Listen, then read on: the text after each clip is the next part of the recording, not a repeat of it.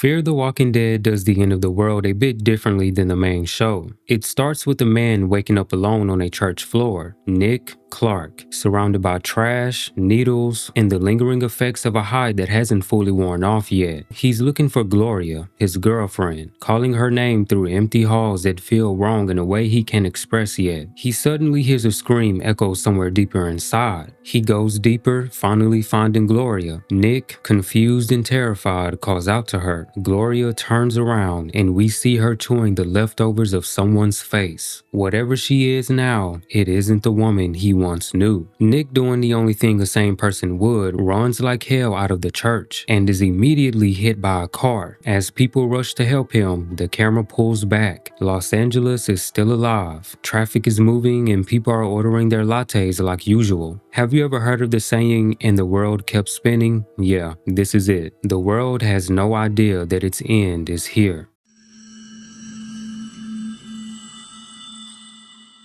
Nick wakes up in a hospital bed. His mother, Madison Clark, arrives with her fiancé Travis and Nick's younger sister, Alicia. Madison orders the cops out of the room, saying how if they aren't going to charge him, then they aren't needed. Travis, meanwhile, is pulled in multiple directions, balancing Madison's family with his own fractured one. His ex-wife, Liza, asks him if he's still taking their son Chris for the weekend, but of course, Chris doesn't want to come. He never does. So Travis, not wanting to force him, tells Liza to keep him. Back inside, Madison and Alicia head out to school, while Travis stays behind to comfort Nick. Honestly, I don't think I can blame Chris. Who wants to hang out at a hospital all day with their dad's second family? Now at school, the principal says a lot of kids are out for being sick, which tells us that the outbreak is spreading much faster than expected. Suddenly, we meet a kid by the name of Tobias. He triggers the metal detector, but Madison bails him out. After pulling him in her office, Tobias hands over a knife stashed in his pocket. He starts pleading with her, saying how it's safer in numbers, no one's going to college or doing anything they think they are, telling us about crazy reports from 5 different states on people killing, and the government is trying to cover it up. Of course, Madison doesn't believe him. She laughs it off, calling it fake news, internet hysteria. Seeing how his pleas are falling on deaf ears, all he wants to do is go back to class. Fear makes a crucial choice here. The truth isn't hidden, it's offered and rejected. Everyone is trying to maintain routines that no longer matter. Back at the hospital, Nick wakes up from a nightmare. Travis tries to make conversation, asking if Nick thinks what he saw was simply a nightmare or hallucination. But Nick insists that what he saw was real. Travis doesn't exactly believe him, but something pushes him just enough to visit the church himself. Once he gets inside, Travis finds little bits of flesh and blood, signs of violence that no drug den can explain. The next day, he informs Madison of what he found, saying how he believes Nick, but per usual, Madison still doesn't believe, telling Travis it's a drug den where bad things happen all the time, and that he shouldn't enable Nick, so he keeps it to himself. As the others leave for school, the elderly man in the bed next to Nick flatlines. The crash team rushes into the room and pulls him out. While no one's looking, Nick takes this opportunity to escape. When Madison and Travis come back to an empty hospital bed, they start harassing the nurse for answers. But everything is in shambles. The nurses are overloaded, phones won't stop ringing. Now they've lost Nick and they set out to find him. They try the church, his friend Calvin, anyone who might know. Having no luck, Madison starts to accept that Nick doesn't want to be found. Next thing you know, they get stuck in traffic and notice helicopters circling above. Once the sound of gunshots reach them, Travis doesn't wait to find out what kind of accident needs that much force. So they turn around and head out. The next day at school, the adults are watching footage of the accident from last night. A man thought to be dead bites a paramedic. The police beat him, shoot him, but he doesn't go down. Only a headshot stops him. The students argue whether it's real, but the adults know better, or so they think. Thanks to this incident, the school shuts down early. We get to see Tobias again sitting quietly on the bus. And this time, Madison doesn't laugh. She just smiles and waves. Too little too late, I'd say. We finally get to catch up with Nick. He's confronting Calvin because it turns out he's the one who gave Nick the drugs. He goes on to ask whether they were laced. If so, then that explains everything. Yet it doesn't, because Calvin is genuinely offended at the question. Nick goes on to tell him about the church and starts breaking down, so Calvin offers to help. They drive to the river basin where Calvin gets something from the trunk. He opens the door for Nick and he tells him to hop out, but Nick sees a gun. He tries to grab it and they get into a struggle. Next thing you know, the gun goes off and Calvin is shot. He very quickly bleeds out and dies. Now thankfully, Nick doesn't run away this time, so he doesn't get hit by another car. He stays where he is and calls Travis. As him and Madison arrive, they go back to the scene and Calvin is not there. Nick starts losing his shit, and I mean he is losing it. They go back to the truck to leave, but they see the silhouette of zombified Calvin with blood staining his clothes. Travis and Madison approach him, concerned, and he attacks them. Nick quickly takes over the truck, putting it in reverse, and he runs him over. To their surprise, Calvin gets back up, so Nick gives it another go, and he sends Calvin flying onto the concrete. They run to the river bottom and see his terribly mutilated corpse, and once again,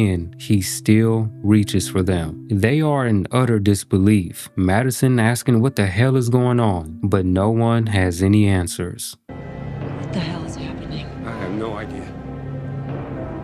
Now in episode 2, our family starts taking things more seriously. Travis has the right idea: get out of the city and away from people until they know what's going on. The writers remember that Alicia is still in the show, and it turns out she's been with Matt, her boyfriend. Yesterday they were supposed to meet up at the beach, and he never showed, didn't even text back. But that's because he's been at home, sick as hell, thanks to a pretty nasty bite. The lovers have a heart-to-heart, and Matt, doing the right thing, convinces her to leave, saying how his parents are already on their way home. Once our family makes it home, Travis sets out to find Liza and Chris. He makes it to Liza's house and they find Chris at a protest. Eventually, things turn violent and a riot breaks out. The Manawa family managed to make their case with Daniel Salazar. At the convincing of his wife Griselda, he allows them to take shelter in his barber shop. A few hours go by and the riot moves into the building next door. Of course, the place is set on fire and it spreads to the shop, forcing the families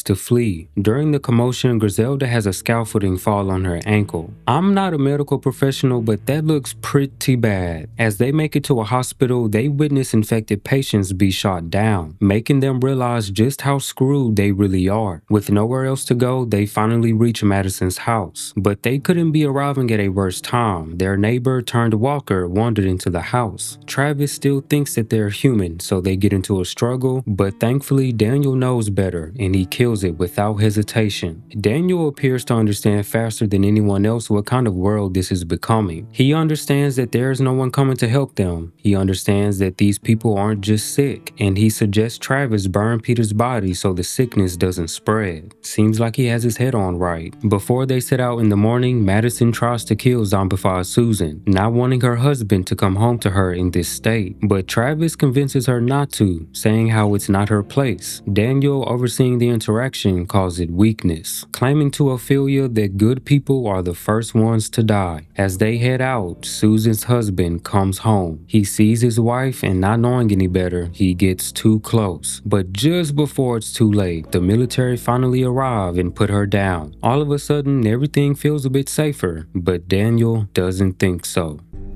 Ya es demasiado tarde.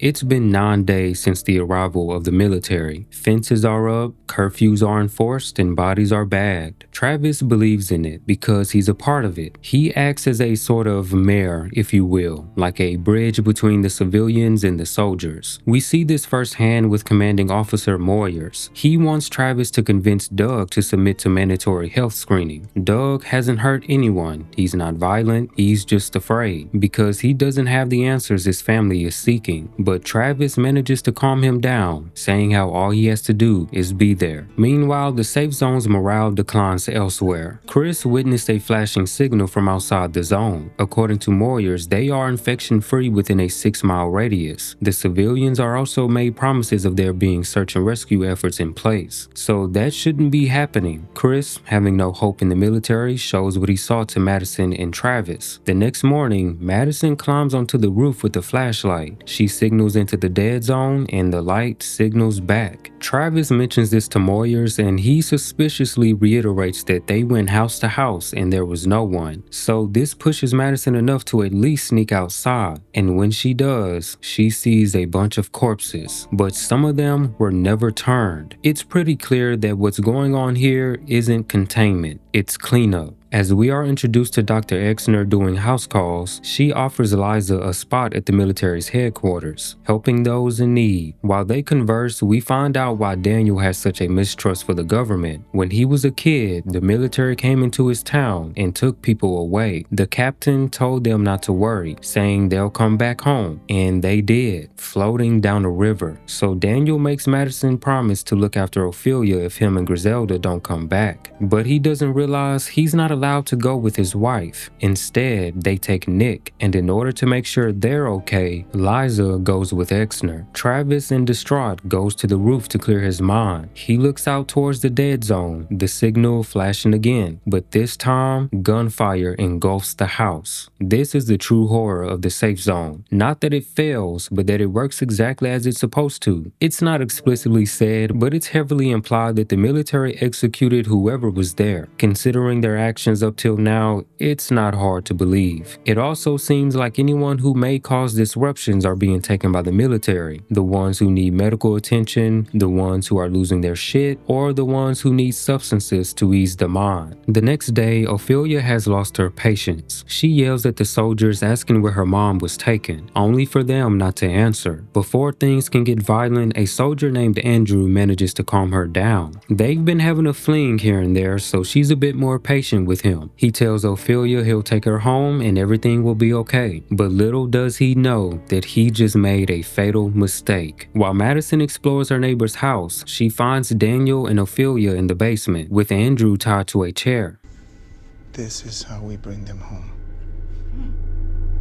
The soldier insists he doesn't know anything, but we know better. After the ladies leave, Daniel begins his work. He lays out razor blades and speaks calmly about El Salvador, about survival under regimes that demanded cruelty in exchange for safety. Andrew reveals the location of the command center, clearly not wanting to be sliced and diced. But Daniel doesn't stop because that is not enough. Now Travis is trying a more civil approach. He demands to speak with Exner because Moyer says that she runs that part of the operation. He's really just blowing Travis off until he says that the civilians will rise up if their loved ones aren't returned. Having no patience for a mutiny, Moyers takes Travis to HQ, but instead they get taken off course by another team trapped in the building with infected. They tell Travis to stay in the truck, and over the radio we hear absolute hell. The soldiers return and they tell us that Moyers isn't coming. Castro and the others have a different plan in mind: desertion. I got a new mission. Operation Get My Ass Back to San Diego. Let's go! They drop Travis off and the rest of the soldiers flee the safe zone. Now that I'm thinking about it, I bet Moyers got fragged. If you don't know what that is, I'll put his definition on screen. Considering the military HQ has people in cages, I doubt Moyers or Exner were gonna let him leave. On top of that, the squad's morale wasn't doing too good, while it seemed like Moyers was having the time of his life. My men have been awake for 50 hours, sir. I'm not doing this anymore. Yeah, he was definitely fragged. Liza, meanwhile, finds Griselda. They had to take her foot, but it was too late. She's suffering from septic shock and she eventually dies. When the time comes, Liza takes the pistol herself and makes sure that she doesn't come back. Back in the safe zone, Madison hears Ophelia scream and runs into the neighbor's house. Daniel comes upstairs, covered in blood. They got the information they needed: Operation Cobalt. It's a code name for the military to evacuate from LA, while everyone else is to be humanely executed so the virus doesn't spread. Andrew also told Daniel about an arena that houses thousands of infected, and Daniel confirms his story.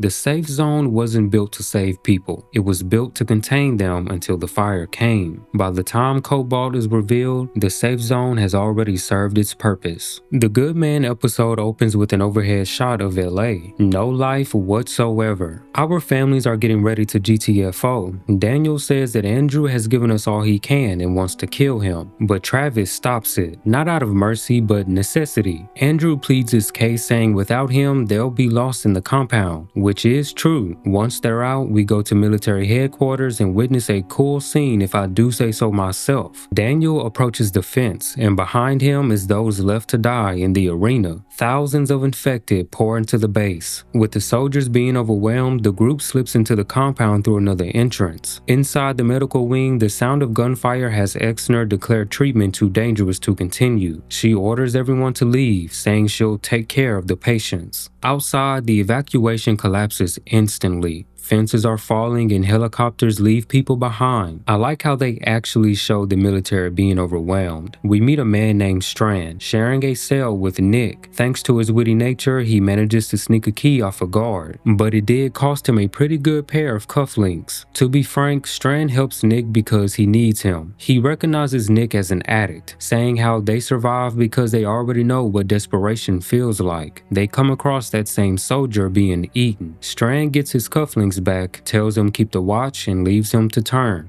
Harsh. But it looks like karma has come early, since they get noticed by a horde. Strand and Nick try to leave the way they came in, but this is a military facility. Doors need clearance to open. Nick spots Madison through the doors, and they have no way out of there, so he tells her to go, believing they're already dead. But Liza manages to come in clutch at the right time. They reunite in the chaos and flee the compound. After stepping outside, they come across the burnt remains of patients. Liza telling Daniel that this is what's left of Griselda. Now let's take a step back. Before they left the safe zone, Andrew told Travis where to go and they went their separate ways. So when they make it to the garage, Andrew is there. He pulls the gun on Daniel and after second guessing himself, he shoots Ophelia instead. I'm not gonna lie, I did not see that coming. Travis tackles Andrew and beats the dog shit out of him. Man could barely breathe after. Thankfully, Ophelia was only hit in the arm, so they leave Andrew to his fate.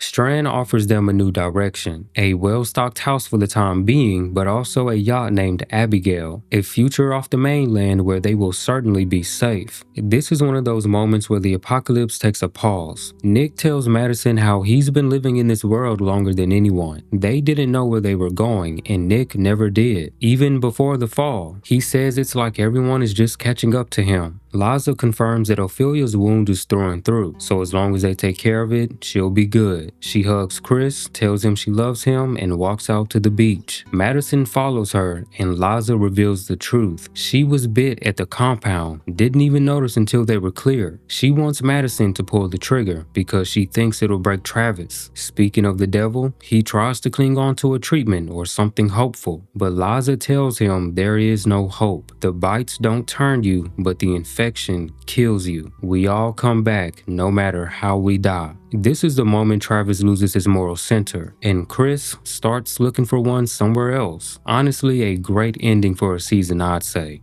And season 2's opening is even better. It starts with bombs falling on LA. The finale of Operation Cobalt is here. On the water, Strand steers an inflatable boat to the yacht. From the bridge, we can see refugee boats clogging the water. Families fleeing blindly from a city that's already been forgotten. Nick makes his way back to shore for Madison, Travis, and Chris. They get their belongings and Liza and make it to the yacht. As they pull away, Los Angeles is consumed, not by the dead, but by human decision. Up to this point, Fear the Walking Dead isn't a story about survival. It's a story about disillusionment. It shows how systems don't fail all at once. They tighten and eventually decide who is expendable. The safe zone wasn't meant to save people. It was meant to manage them until they could be erased precisely. And on a human level, the apocalypse doesn't change anyone. It accelerates what's already there. Daniel returns to the man he buried. Strand thrives in a world where morality is optional. Travis discovers that his principles only last as long as they're convenient, while Madison learns that protecting her children means becoming someone they'll never fully understand. By the time Los Angeles burns, survival has already lost its meaning. There's no victory in escaping. The Abigail doesn't represent hope, it represents delay, because Fear the Walking Dead isn't asking how the world ends. It's asking how many times people are willing to look away before they stop calling it the end at all. But I want to thank you guys for watching. Let me know in the comments if this season of Fear the Walking Dead lived up to your expectations. Until next time, keep watching the dark, because it's definitely watching you. Ooh, 5? Did you miss a few stops?